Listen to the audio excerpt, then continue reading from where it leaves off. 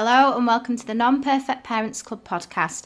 I'm Emma, a mama of 2 girls, an ex-nursery practitioner and the creator of the Non-Perfect Parents Club.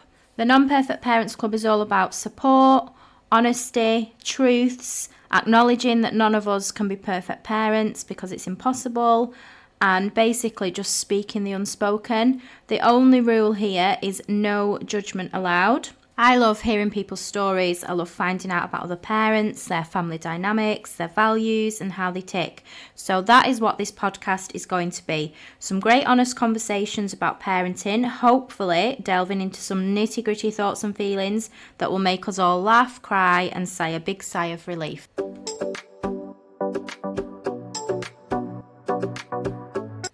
Hello and welcome back to the Non-Perfect Parents Club podcast. Today I'm joined by Christina from Amazing Graze, who creates graze boxes and party food for our local area. Hi Christina, thank you for joining me. Thanks for having me. Firstly, would you like to introduce yourself? As Emma said, my name's Christina.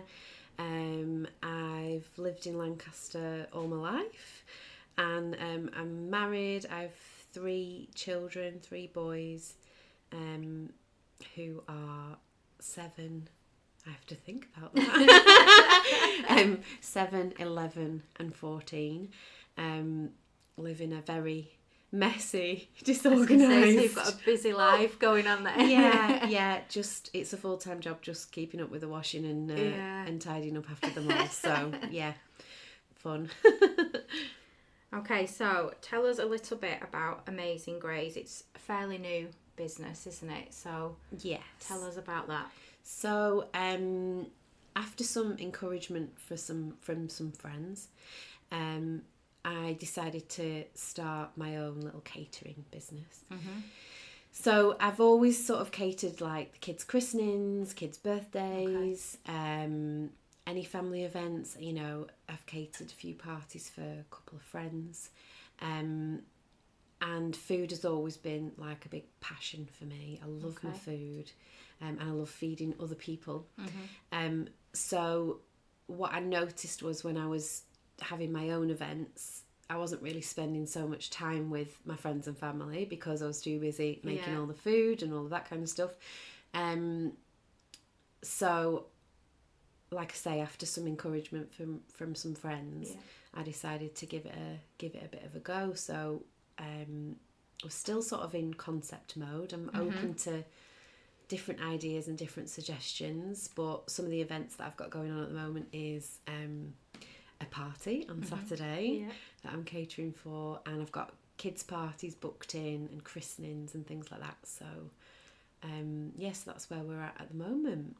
So what made you decide to do like the graze boxes then? Because I've seen the pictures of these and they look amazing. It's very hard for me not to eat them myself. If I have one left over, I'll quite happily. Do you still? Because often you find, don't you, when people are like making a certain type of food, they think, oh, I don't want that because I've seen it so much. But is it hard to like? Maybe I'll get to that point eventually, but no, I'm not there yet. I'm like, one for you, one for me. And obviously you've got to test everything out as well, because you need to, you know, quality control is really important to me. So I've got to make sure everything that I'm sending out is perfect. So I've got to test it all. So yeah, so I think like I say, food has always been like a big pleasure for me, not just for myself, but for providing it for other people as well. I've always baked like for as long as I can remember. Right. Not always successfully. I remember an auntie making a comment about my rock buns being quite rock-like. But that, I suppose, probably just spurred me on to get them right. So so I've baked for a long time.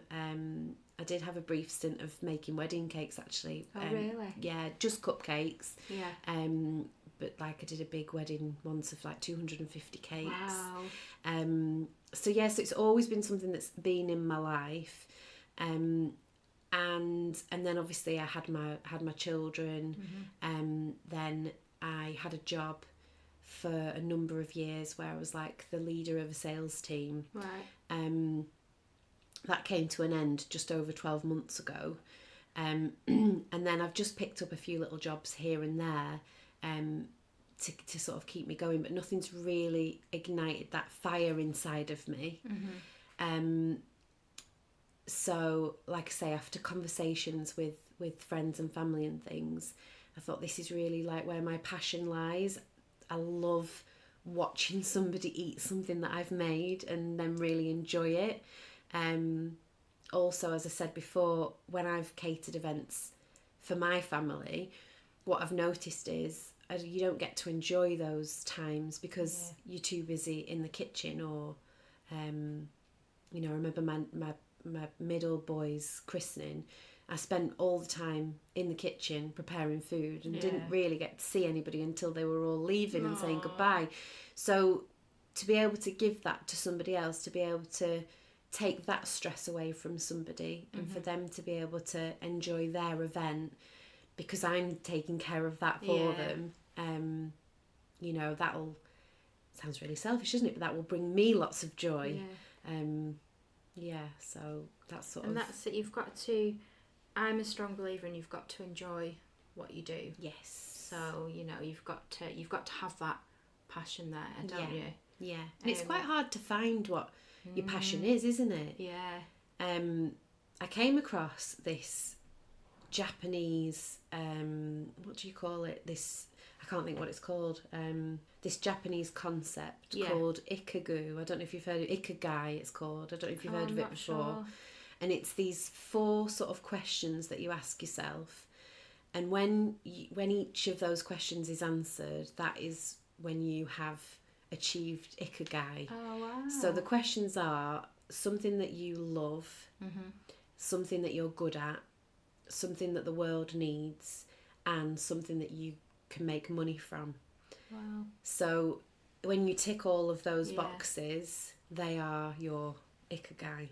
Oh, no, I haven't heard of that. That's really good. I love that. Yeah. So it's something that I've been thinking about a lot about, and you know, with sort of catering, I sort of can tick those things. I'm told I'm quite a good baker, and it is something that people need. People need food, don't they? You know, obviously I can make that into a bit of a business as well, and I get so much joy from it. Yeah. I actually lie in bed at night thinking about what I'm gonna make,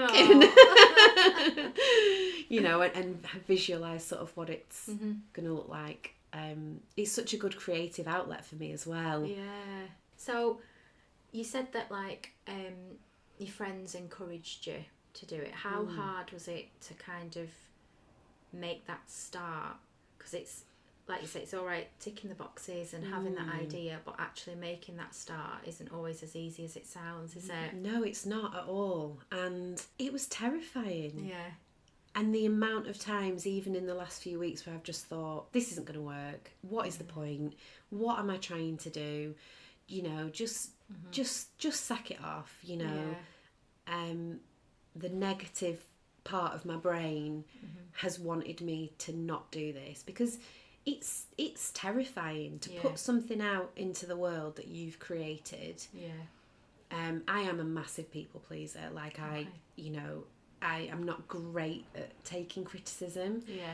And so to put something out, and the worry that I have that, are people going to like it? Are people going to think it's naff? Are people going to, you know, that is going on inside of my head all of the time. And I think anybody that creates anything, whether it's content, whether it's, you know, jewellery, whether it, you know, anything that people are making themselves to then put out into the world, is a really scary thing to do. And you have to be quite brave. I don't class myself as a very brave person, but you do have to be quite brave. So it's like a roller coaster. You must feel this with yours. Yeah, I can relate to everything you've just said. You know, some days I feel confident in what I'm doing, and some days I think, I'm good at this. You know, it's gonna work.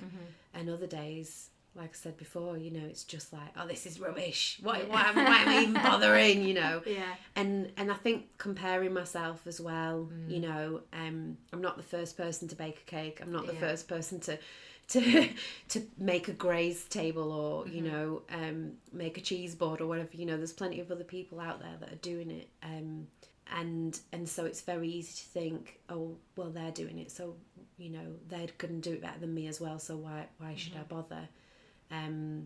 But I think it's acknowledging that you're having those thoughts as well, and actually the fact that other people are doing it shows that there is a market and there is demand, and you know, I do believe that what I'm offering is great quality, well priced, so it's just reminding yourself of that, isn't it? There's space for everyone. I'm like, my thing is always there's space for everyone, and you'll do it your own way, that in a way that someone else won't do because they're not you. Yes. So yeah, absolutely. Yeah, and also, you know, I don't know, I had a lovely lady message me actually who makes cakes, and I was a bit worried because I do like savoury graze boxes for 2 or more people, which is sort of like meats, breads, cheeses, you know, pickles, fruits and veg and things like that. And then I've also been doing like sweet graze boxes where I'll make 5 or 6 different desserts. The mini banoffee pies, they were a big hit. They looked amazing. Cheesecakes. My husband is a massive fan of my cheesecakes, so he's always praising me for those. And so then I'll make sort of sweet graze boxes of different desserts. And obviously that's really similar to what a lady I know, was doing. She makes cakes and things, and she sent me a message, and I think she thought there was possibly going to be like a bit of competition, or like a bit of, but that's not me at all. Like you said, there's space for everybody. Everybody's there's enough people around, isn't there, that want cake and food. So and I think collaboration is fantastic as well, isn't it? You know, like we can all, even if we're doing similar-ish things, we can help each other out.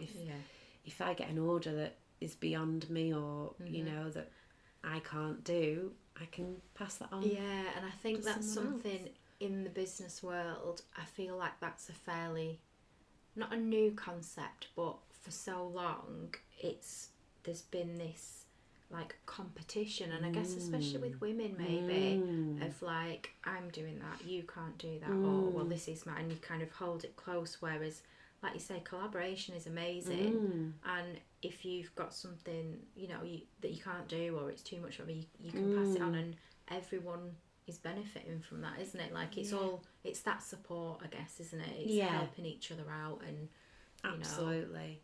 I don't know whether it's an age thing with me, or whether it's just things are changing, and there's this movement towards women, you know, working together.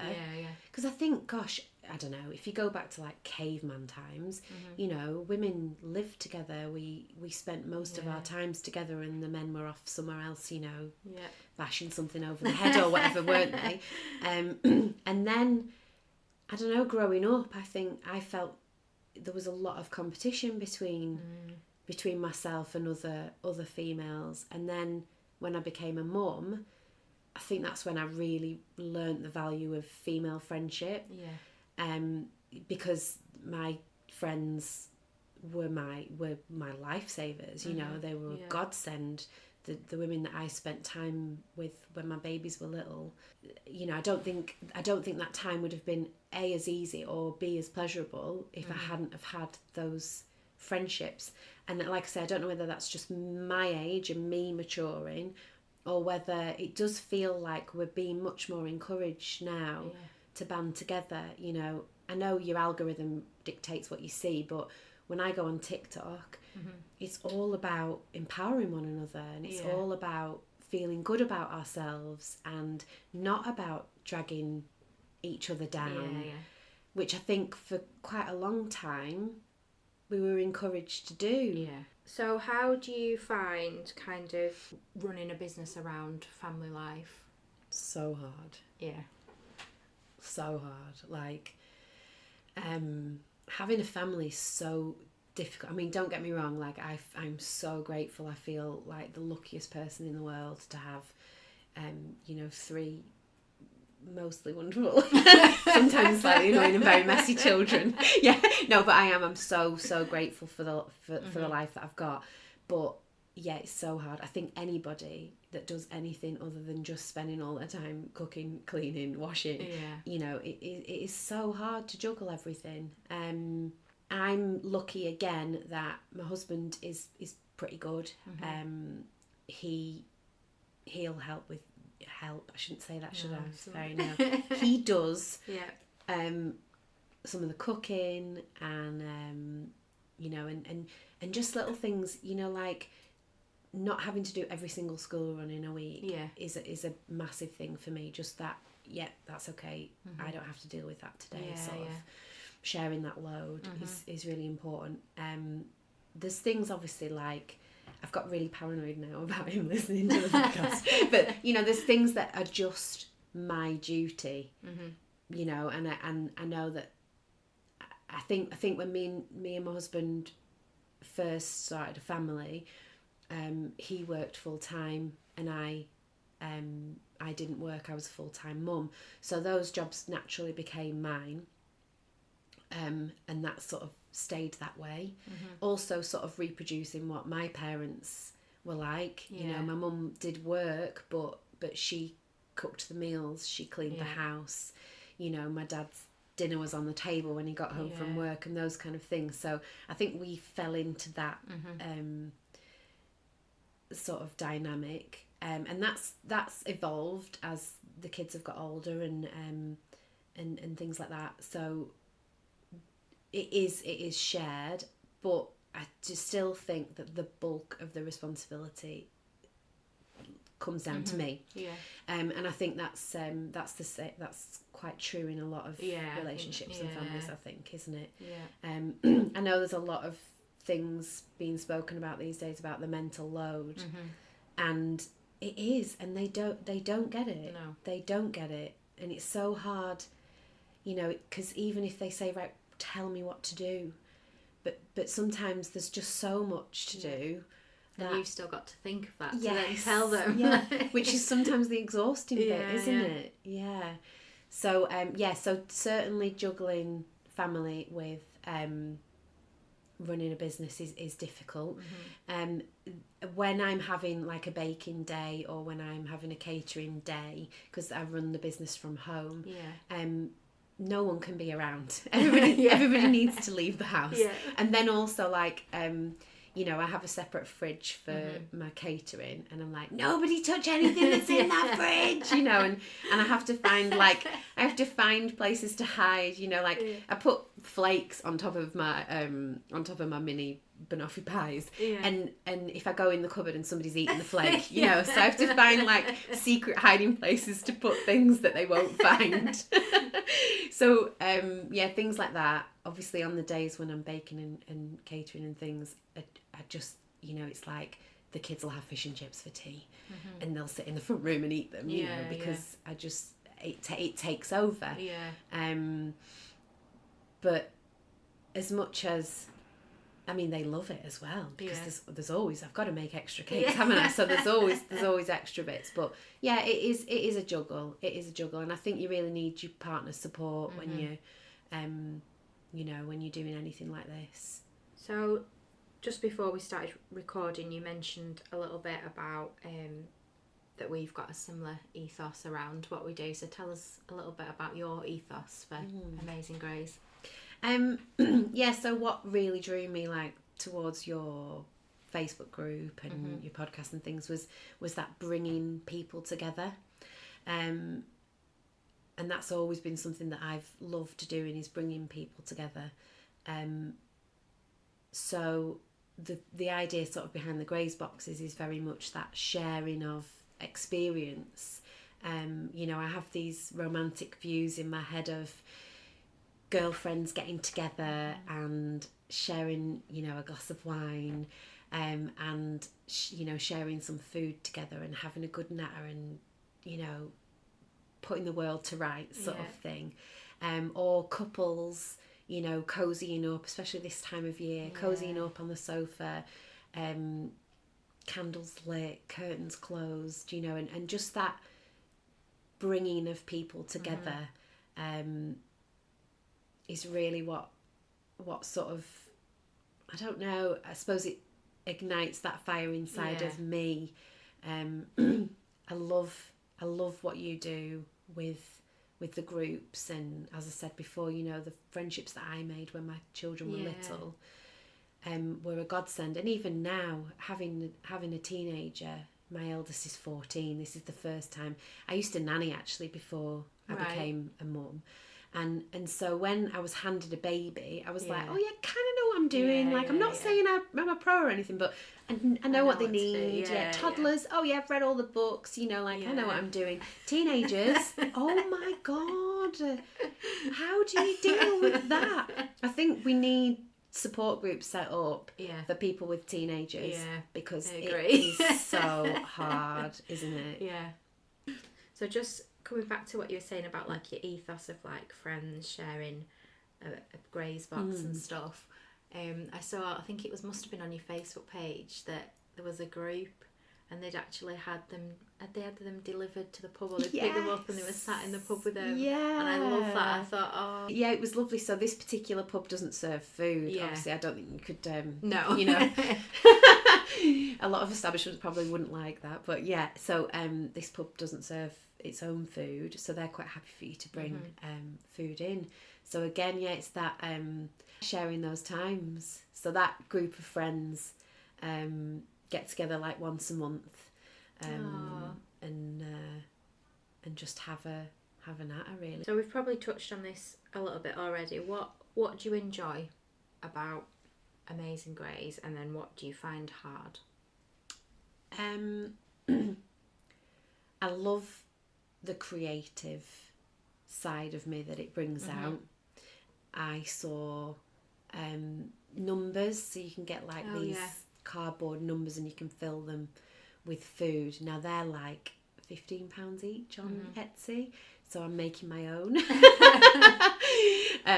So I've got a christening later on in the month, so I'm spelling out the little boy's name whose christening it is, and just going to fill those with like sweets, and visually it'll be really beautiful, but obviously that's just an idea that I've seen somewhere else, but that still sparks that creativeness inside of me.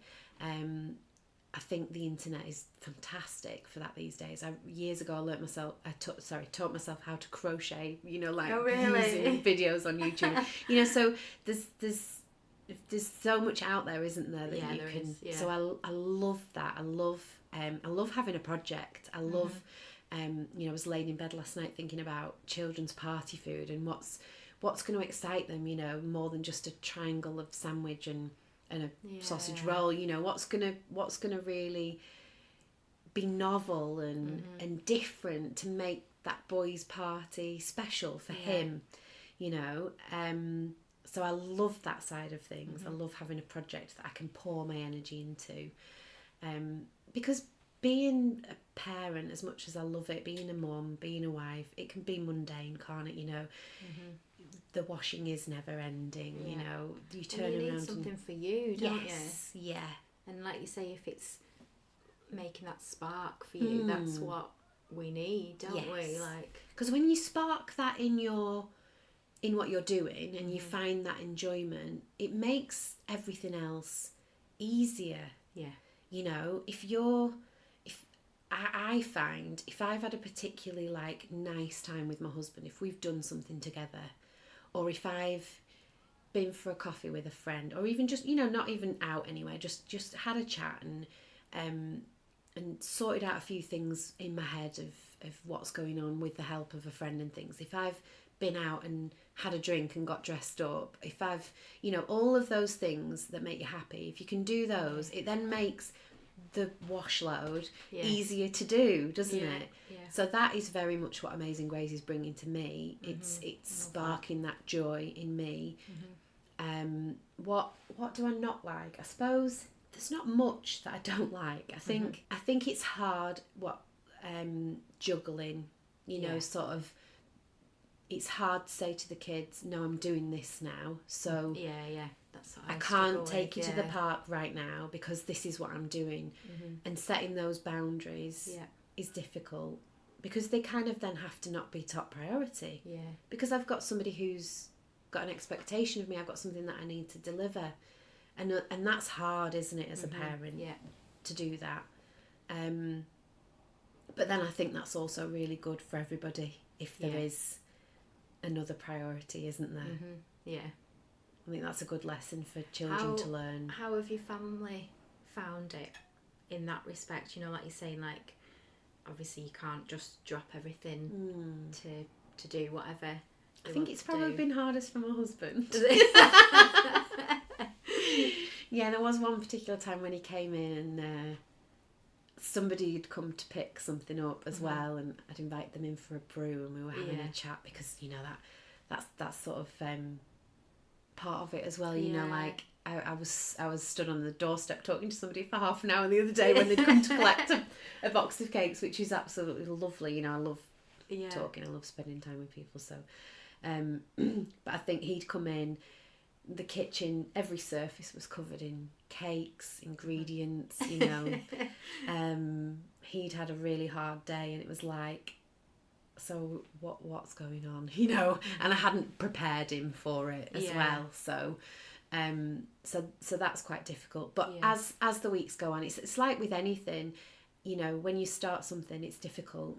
And the more, you know, it's terrifying. I know we talked before, didn't we, about starting the podcast and that fear that you have every time, and but the more you do it, the easier it becomes, doesn't it?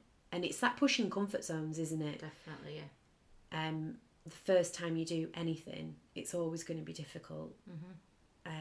But the more you do anything, the easier it gets. And just going back to like what you said about how you, when you're thinking of ideas and stuff, and you're thinking of how can you make that child's party special, or I love that way of thinking about it. So like, you know, quite often it's just, well for me especially, like, we're having a party or whatever, we need some food, and I don't kind of think about any more than that, whereas that's quite a different spin on it, I guess, and I really like that. Yeah, because every time I make something, every time I take on like a booking for an event, I'm thinking about that person and those people. So for example,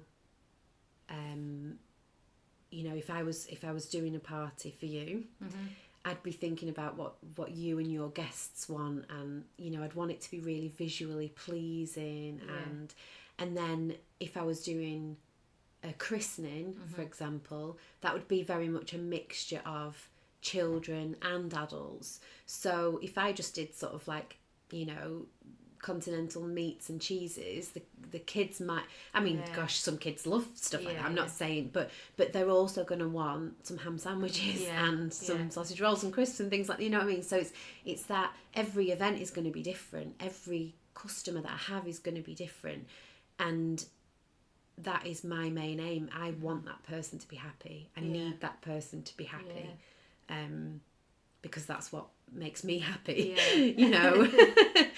So good, you know, having good conversations with people as well about what it is that they want and they visualize. I mean, some people are like, I don't know what I want, you know, so you've got to take the lead on it a little bit there and use your initiative, but then other people are like, I want this, and this, you know. So I've just got this vision in my head of all these parents, you know, like when you're prepping a party or whatever, and you're slapping the margarine on the bread, thinking, oh my god, and like their ears pricking up, and you're like, what? I don't actually have to do this. There's other options. Oh, I hope so. Because this morning we were even trying stuff out at breakfast. I was scrolling TikTok last night, you know, and you do it before bed, and I'd found these little pinwheel things that you can make with like Nutella and it's just bread. It's just like pieces of bread that you roll flat, and then you put Nutella and you slice them up. Anyway, I made them for the kids for breakfast this morning with Biscoff spread. Oh, I was like the best mum in the world, you know. And I think if that,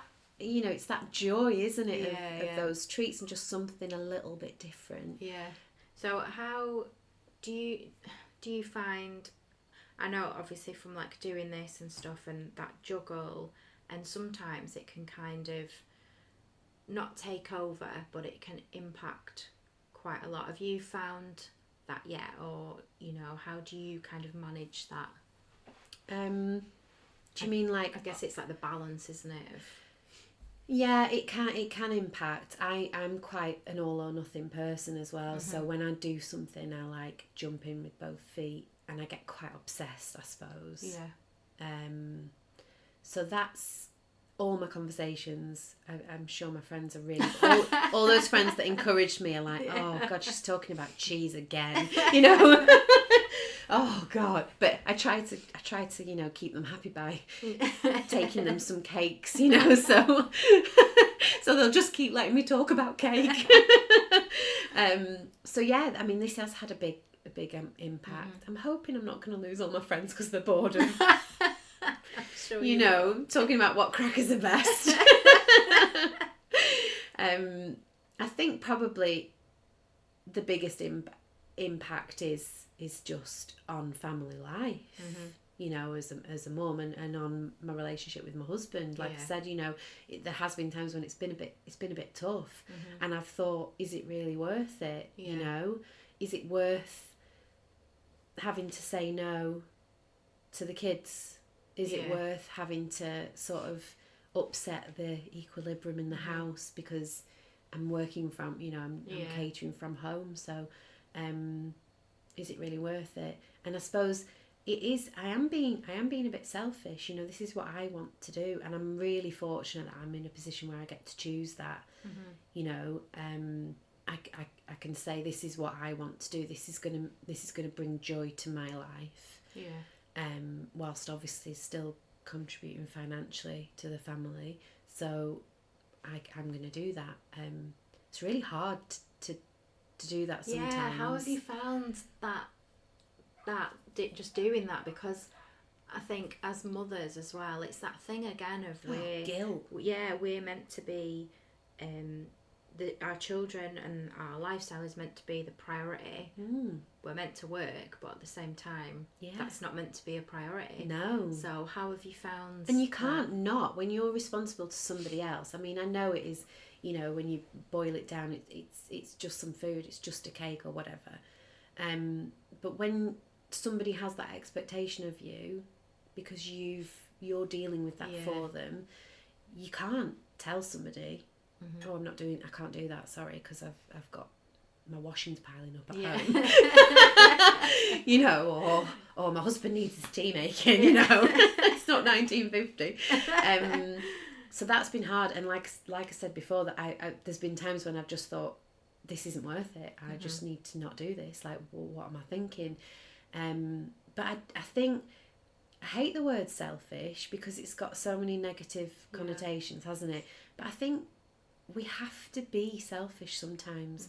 We have to look after ourselves. We have to find joy in our lives. Because we can't be good parents, we can't be good partners, we can't be good friends if we're not happy. It's that whole, put your own oxygen mask on, isn't it? You can't pour from an empty cup. I know it's all those cliches, but they're true. You have to have that joy and spark in your own life, otherwise how can you bring it to anybody else's? And that's hard sometimes, because you're going to come up against opposition, but you've just got to keep in your mind, I think, that this is what I'm doing, these are the reasons I'm doing it, and keep pushing forward, which is a lot easier said than done.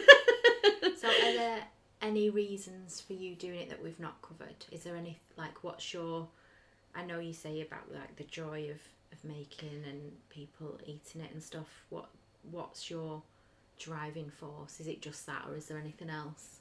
I think my driving force is being independent. Is I in my last role, I got to choose when I worked, and that ended up being a lot of hours and most days of the week. but I've never been comfortable and happy in like a 9-to-5 job. Yeah. I really struggle being away from home. I'm a real like home bird as well. I'm most comfortable when I'm at home, although I can't spend a whole day at home. I have to like nip out to B&M or something. I'm exactly the same. I love being at home, but not all day. Yeah, there's quite a lot of trips to Home Bargains and B&M, you know, for essential equipment. But so definitely being at home and in my base is my big motivation. If I had to spend 8 hours a day, 5 days a week out of the house, I would really struggle with that. So that is my motivation, is being able to do something that I can do from my own home. And although obviously I know, I was saying before about the kids sometimes have to get a no because I'm busy, I am still there. I am still available, you know. If there's an emergency, I am still there.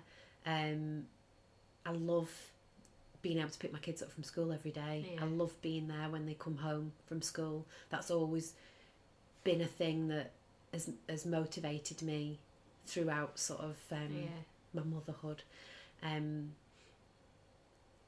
So that is you know, doing something that makes me be able to be a present mum is really important as well. So what's your vision for Amazing Graze? Where do you, I don't want to put like a 5-year plan, you know, whatever, but what's your vision? Where do you want to see it go? I suppose like a steady flow of business events, you know, are really what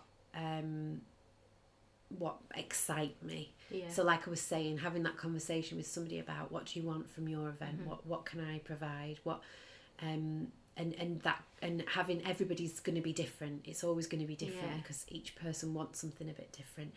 So having a really good steady flow of sort of events booked in is the dream. For me, it's not, I'm doing this by myself. So I've got a couple of people that I can call in to help. You know, if I have a particularly big event and I need an extra pair of hands, but also I wouldn't want it to become anything bigger than that, because I want that it to still be that personal touch. This isn't about me making my millions or coming up with a brand that I can, you know, float on the stock exchange or anything like that. You know, it is just I want to be well known for you know, providing a really quality service to people locally, you know. So yeah, just having a really good reputation, and just like a nice steady flow of events, I suppose is you know, a nice booked up diary would be my aim. Me and my husband really complement one another because he's like always got a 5-year plan. He's always thinking ahead, whereas I'm like, what's happening next week? You know. So I sort of only think sort of month to month at most. So I know what I've got sort of booked in this month, and then, you know, obviously it'd be lovely to have lots of things booked into the future, but sort of like take it a bit at a time. So there's no like big 5-year plan, like I say, to you know, take over the world or anything. But yeah, just keep doing this and keep making people happy, and So for any local parents that would like to order, tell us just a little bit more about what you offer. And obviously what I'll do is I'll put your links in the description box so people can find you. So still quite new, so I suppose I'm very much open to suggestions. But any kind of event that you need some food taken care of, I can provide that. So christening buffets, bridal shower, food, party food, particularly like coming towards Christmas. If you're having friends over, you know, I cater from literally 2 people upwards. So whether it's just you as a couple wanting some food, or if you're having another couple over, or you know, and then birthday parties, Christmas parties, those kind of things. Yeah, I can, and I try to cater to sort of everybody's budget as well. I know some people will want bells and whistles, and they'll want it to be all, you know, big and impressive, and other people want something a little bit more basic, a little bit more, you know, accessible. So I try to cater to sort of people's budgets and and what they want really. So yeah, conversation is always good. You know, obviously people can give me a call and just have a chat about what they're thinking, and I can let them know if I can help them with that, or, you know, messenger as well. Not everybody likes picking up the phone, do they? No. Scary telephone. But yeah, just even like an inbox message, drop me an inbox message, and we can have a bit of a conversation about what you want. Well, yeah. And your graze boxes, you said you do sweet and savoury. Yeah. So I do sort of savoury ones with breads, cheeses, meats and things like that. And then I do cake boxes as well, with like a variety of different cakes and desserts. So you get to try little bits of And I've noticed on your Facebook page, you'll sometimes put on, don't you, that you've got what you've got for ready for that week. If people want to place an order. I'm trying out lots of different recipes and things like that. You know, we're getting feedback from people about what they like, and sometimes that I'll always sort of over make. So I take pre-orders during the week, you know, for, let's say I've got like, you know, 7 or 8 people who are wanting graze boxes. I'll always make extra ones and pop them on my group for people to come and grab if they're still available. So yeah. So why should people buy from you? I will always strive to make you happy as a customer, absolutely, and give you the best quality at the best, you know, price. Yeah, I think that sort of sums up what I'll always try and make you happy. From going off what you've said, like you're flexible as well, and you know I know I've mentioned it already, but I really like that point you made about you're thinking about what's going to make that customer happy, and you know. Yeah, that is the most important thing for me, is just knowing that somebody's received something. And, you know, money's tight, you know, for a lot of people want good value, you know. So if you're choosing to spend your money on something, I want you to be really happy with it. That's what is important. Yeah. If you've enjoyed this episode, please don't forget to follow, review and share with other parents you know. I'll add Christina's links in the description box, so that if you want to order one of her delicious graze boxes or party food, you know exactly where to find her. Thank you, Christina, for joining me on today's podcast. It's been great to have you, and thank you to everyone for listening.